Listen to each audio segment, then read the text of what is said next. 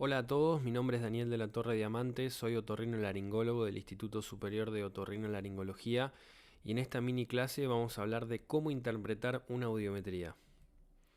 Los objetivos son describir los componentes de un audiograma normal, definir la normalidad de los estudios audiométricos y mostrar algunos ejemplos de hipoacusia. Vamos a hablar brevemente sobre la fisiología de la audición y la conducción del sonido. Se produce el sonido en una fuente sonora. Ese sonido se traslada a través del aire mediante una onda sonora, la cual llega al conducto auditivo externo y genera una vibración en la membrana timpánica. Esto a su vez moviliza a la cadena osicular, produciendo un movimiento de los líquidos endococleares. Esto despolariza a las células ciliadas externas y células ciliadas internas del oído interno, lo cual despolariza al nervio coclear, generando una transducción de todo ese estímulo neural por la vía auditiva y llegando al cerebro a la corteza auditiva donde se hace consciente el estímulo sonoro.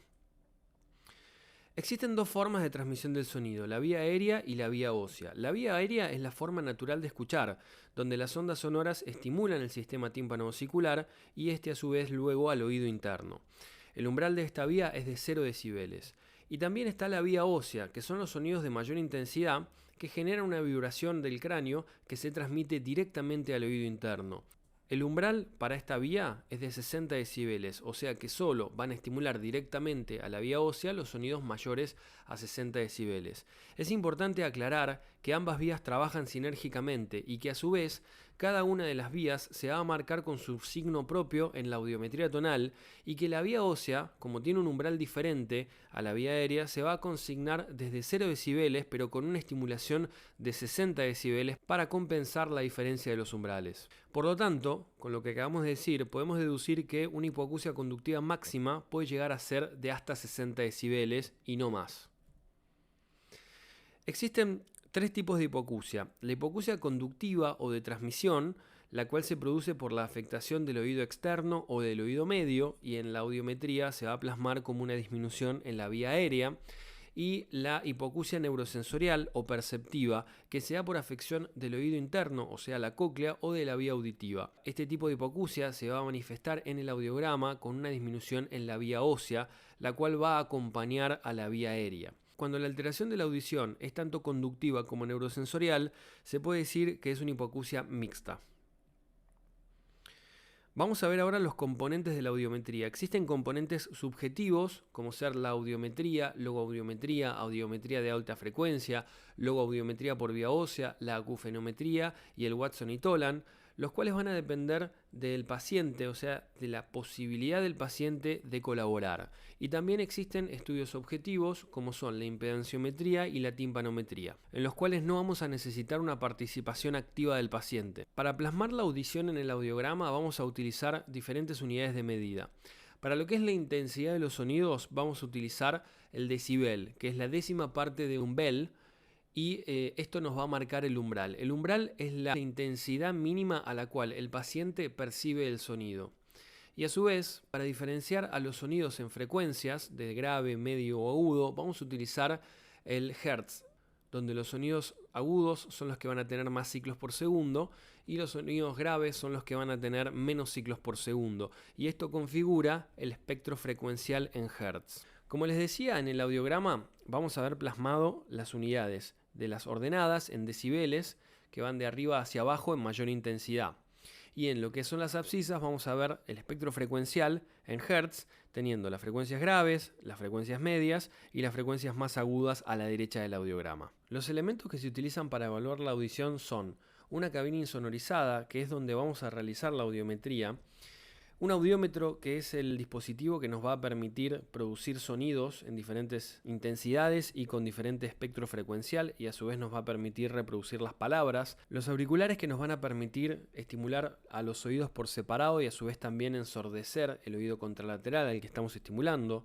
Los parlantes para evaluación de campo libre. Las pastillas de estimulación ósea, como las vemos acá. Y el impedanciómetro, que puede ser automático o manual. Para consignar en el audiograma a la vía aérea y la vía ósea vamos a utilizar el monigote de Fowler, en el cual vamos a ver en rojo el oído derecho y en azul el oído izquierdo. La vía aérea del oído derecho se va a consignar con un círculo y la vía ósea con un signo menor. La vía aérea del oído izquierdo se consignará con una X y la vía ósea del oído izquierdo con un signo de mayor. Ahora, si hablamos de los grados de hipoacusia, tenemos que decir que un paciente cuyos umbrales auditivos están entre 0 y 20 decibeles se puede decir que tiene una audición normal. Ahora, si los umbrales auditivos se encuentran entre 20 y 40 decibeles, este paciente padece una hipoacusia leve. Si los umbrales auditivos se encuentran entre 40 y 60 decibeles, podemos decir que el paciente tiene una hipoacusia moderada. Si los umbrales están entre 60 y 80 decibeles, la hipoacusia es severa. Y si los umbrales están a más de 80 decibeles, la hipoacusia será profunda. Esta es la configuración de un audiograma normal, en la cual podemos ver en rojo el oído derecho y en azul el oído izquierdo. Existen audiogramas en los cuales se consignan los dos oídos en el mismo gráfico. Como decíamos anteriormente, la intensidad la vamos a ver en el eje de las ordenadas y el espectro frecuencial va a estar graficado en el eje de las abscisas. Existen otros signos que nos podemos encontrar en el audiograma. Por ejemplo, si el paciente no percibe la vía aérea al máximo rendimiento del audiómetro, se va a consignar el signo pertinente en la frecuencia que corresponda con una flecha hacia abajo. Si el paciente percibe la vía ósea pero del lado contralateral, se graficará el signo pertinente de la vía ósea pero con una flecha hacia el lado contralateral.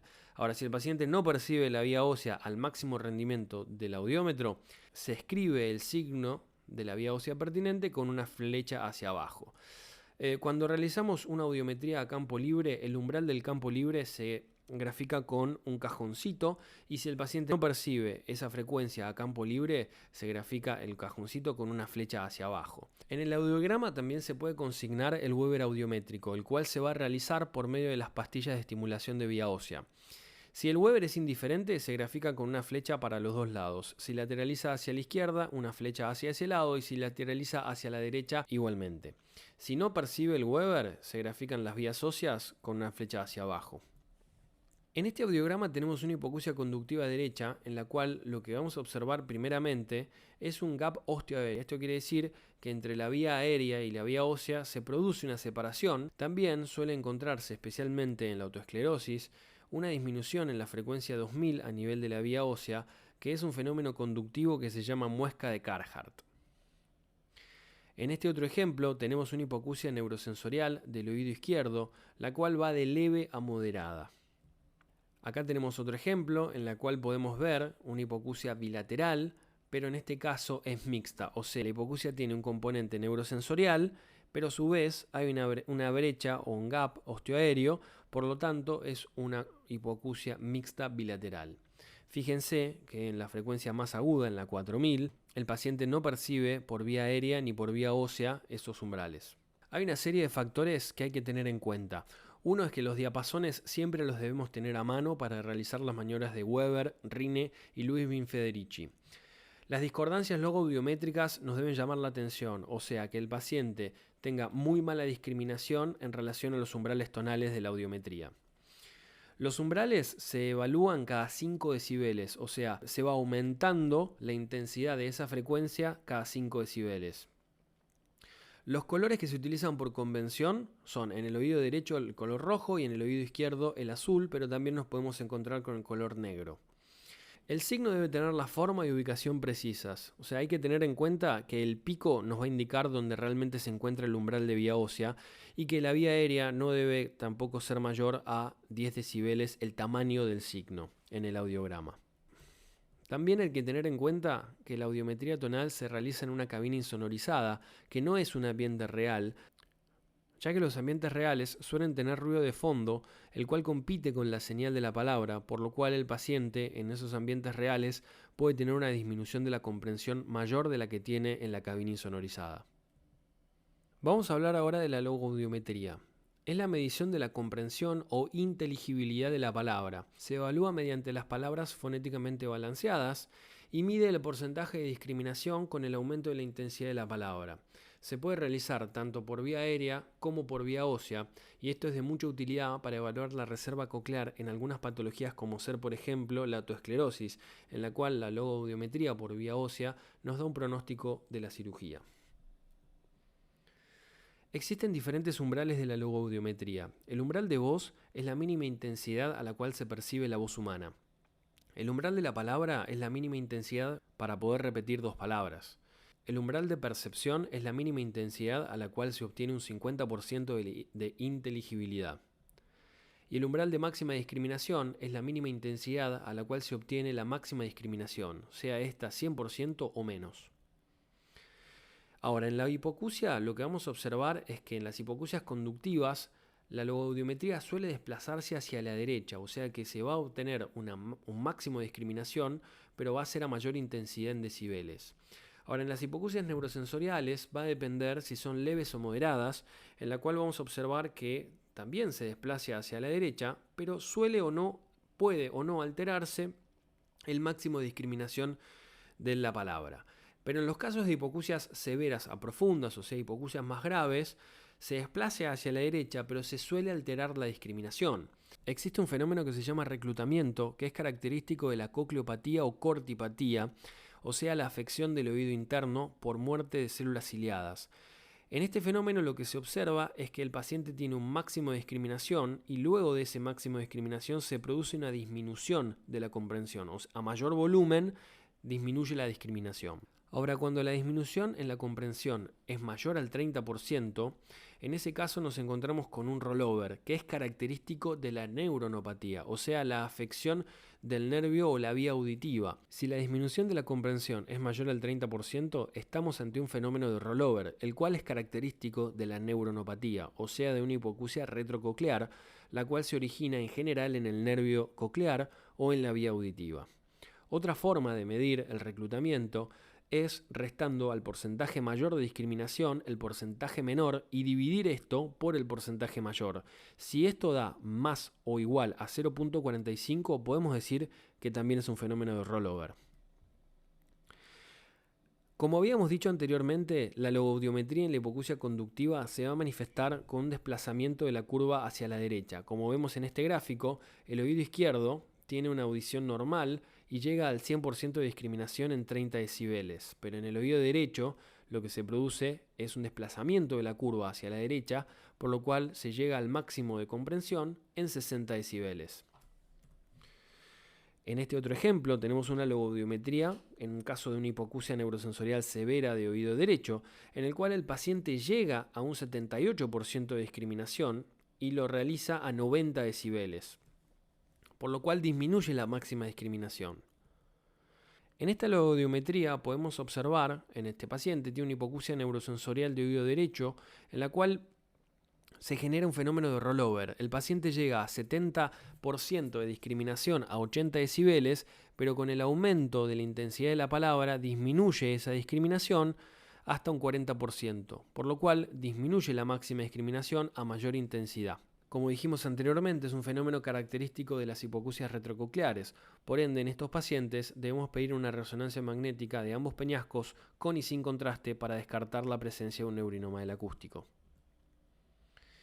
Vamos a hablar ahora de la timpanometría. Con la timpanometría medimos la distensibilidad del sistema tímpano-osicular ante la aplicación de presiones. También evaluamos indirectamente la función equipresora de la trompa de Eustaquio. Nos va a informar también sobre el contenido del oído medio, si es aéreo o existe algún tipo de ocupación. Hay que tener en cuenta que en los adultos se realiza una timpanometría estándar a 226 Hz, mientras que en los niños menores de 6 meses lo ideal es realizar una timpanometría con un timpanómetro de 1 kHz, debido a las características elásticas de los conductos de los niños de esa edad.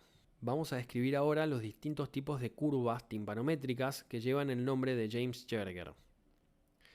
La curva de Jerger tipo A en el timpanograma es la típica curva normal en la cual vamos a tener un máximo pico de distensibilidad que va a estar entre menos 50 y 50 milímetros de agua, pero hay que tener en cuenta que en los niños este máximo pico puede ser hasta menos 150 sin ser patológico. Y este tipo de timpanograma nos va a indicar que el oído está ventilado, o sea que no hay ningún contenido mucoso en el oído medio.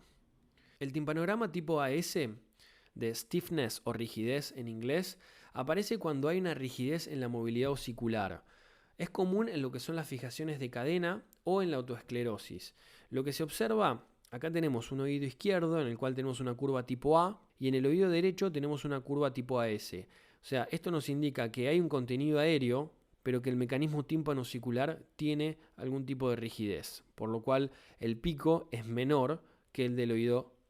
El pico es menor que el de un oído normal. Otro tipo de curva variante de la tipo A es la AD, que implica una desconexión de la cadena. Esto puede ser debido a una luxación del yunque o una lisis de la apófisis lenticular o la descendente del yunque, como podemos observar en esta imagen, que es una otoendoscopía, en la cual tenemos el mango del martillo, esta es la apófisis descendente del yunque, y este es el capitel del estribo, y se puede apreciar que el capitel del estribo y la descendente del yunque están desconectados. En esta otra imagen podemos ver una tomografía computada en un corte axial, en el cual este paciente tiene una desconexión de la cadena. Este es el yunque y este es el martillo y están totalmente separados debido a un traumatismo que el paciente había tenido previamente. Otro tipo de curva es la tipo B. En esta curva no existe una distensibilidad, como podemos ver en el gráfico, y esto es debido a que existe un contenido en el oído medio, por lo cual la presión que se ejerce en el conducto no se va a manifestar con una movilidad de la membrana timpánica. El contenido a su vez puede ser seroso, mucoso o incluso puede ser un tejido, como por ejemplo un colesteatoma. En esta imagen otoendoscópica podemos apreciar un oído derecho en el cual tenemos todo un contenido mucoso que rellena toda la cavidad del oído medio. En este caso el timpanograma va a ser tipo B o plano. Otro tipo de timpanograma es el tipo C, en el cual el pico del gráfico está en presiones negativas, como podemos ver acá en el oído derecho. Esto indica una disfunción de la trompa de Eustaquio en su función equipresora, o sea que la trompa no está funcionando correctamente, pero no llega a haber un contenido de moco en el oído medio. En los adultos es importante descartar una rinitis o una rinosinusitis y en los niños hay que descartar vegetaciones adenoideas, las cuales por su compresión generan una disfunción de la trompa de Eustaquio. Vamos a hablar ahora del reflejo acústico. Es un mecanismo protector del oído ante sonidos de alta intensidad, en el cual se activa el músculo tensor del tímpano y el músculo estapedial. Se da ante sonidos de 70 a 100 decibeles sobre el umbral de audición, y esto se desencadena como todo reflejo con una vía aferente, el cual va a ser el nervio coclear, y una vía eferente, el cual es el nervio facial. Hay que tener en cuenta que el reflejo es bilateral y simultáneo, y se estudian las frecuencias 500, 1000, 2000 y 4000 del audiograma. Como dijimos anteriormente, se puede medir mediante equipos manuales o automáticos. El reflejo acústico es patológico cuando, por ejemplo, es negativo, y esto se da en casos de hipoacusias conductivas por contenido en el oído medio. Si hay contenido en el oído medio, eso nos va a negativizar los reflejos acústicos.